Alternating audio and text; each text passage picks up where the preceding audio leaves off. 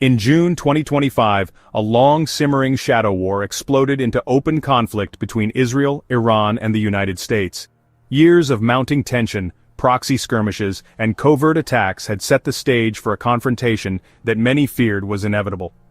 Iranian-backed Houthi rebels targeted Israeli-linked ships in the Red Sea, while Israeli airstrikes in Syria and Lebanon intensified. Diplomatic efforts failed as Iran's nuclear program accelerated, and Israel's existential fears grew. The final trigger, a leaked IAEA report, revealed Iran had enough enriched uranium for several nuclear devices. Israel's war cabinet, led by Prime Minister Netanyahu, declared the window for diplomacy closed and prepared for a preemptive strike. The United States, caught between restraining Israel and supporting its ally, braced for the fallout. As Israeli jets readied for takeoff, the world held its breath, knowing a devastating conflict was now unavoidable. The question was no longer if war would erupt, but how far it would spiral.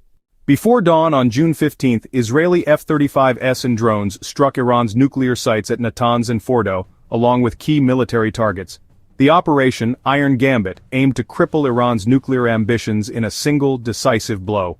Israel's government claimed success, hoping to contain the conflict and frame the attack as self-defense. But Iran's response was immediate and overwhelming. Hundreds of missiles and drones rained down on Israeli cities and military bases. Air raid sirens wailed as Israel's defenses struggled to intercept the barrage. Iran's leaders vowed to turn Israel's cities into fields of fire, shattering hopes for a limited conflict. The region had crossed a terrifying threshold. Full-scale war was now reality. Israel's multi-layered air defense, Iron Dome, David's Sling and Arrow, intercepted many threats, but the sheer volume overwhelmed the system. Missiles struck near Nevatim Air Base and a power station in Haifa, causing casualties, blackouts, and panic. Israelis once confident in their defenses now faced the reality of vulnerability. In Iran, air defenses failed to stop Israel's stealth strikes, leaving nuclear sites and military bases in ruins. Both nations suffered heavy losses.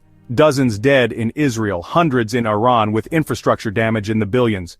The exchange revealed a brutal truth: even the best defenses can be saturated, and civilians pay the price. The cost of modern warfare was now painfully clear. The world watched as the conflict escalated beyond control. With Israel under siege and the region on the brink, the U.S. intervened. President Trump authorized Operation Midnight Hammer, a massive air and missile campaign, not a ground war. B-2 bombers, carrier strike groups, and cruise missiles targeted Iran's missile sites, drone factories, and IRGC command centers. U.S. Cyber Command disrupted Iranian communications and air defenses, sowing chaos among commanders. Within 24 hours, much of Iran's missile arsenal and key military infrastructure was destroyed. The message was clear: the U.S. would not tolerate attacks on its allies or regional stability. Tehran now faced the full might of American power. The intervention forced Iran to reconsider its next move. The strategic balance had shifted overnight. Operation Midnight Hammer's devastation forced Iran to signal a willingness to de-escalate. Tehran's response was restrained, with only symbolic proxy attacks on U.S. bases. Back-channel diplomacy, led by Oman and Switzerland, accelerated as both sides set conditions for a ceasefire. Global markets whipsawed, oil prices soared, and the UN called for an immediate halt to hostilities. On June 22, a fragile ceasefire was announced. Israel and the U.S. would halt strikes. Iran would stop missile and drone attacks. Both sides claimed victory for domestic audiences, but the truce was shaky from the start. Early violations by proxies underscored the difficulty of enforcing peace. Oil prices stabilized but remained high, reflecting deep uncertainty. The world had stepped back from the brink, but the ground was still unstable. The threat of renewed violence lingered. As of June 29, a tense quiet holds over the Middle East. The ceasefire is fragile, with both Israel and Iran assessing damage and recalibrating strategies. The human and economic toll is staggering, with scars visible across both nations. Iran faces a choice: rebuild in secret, seek revenge, or return to diplomacy. Some hope the trauma of near disaster could open the door to new negotiations, but mistrust runs deep. The conflict resolved nothing, only resetting the clock on a dangerous rivalry.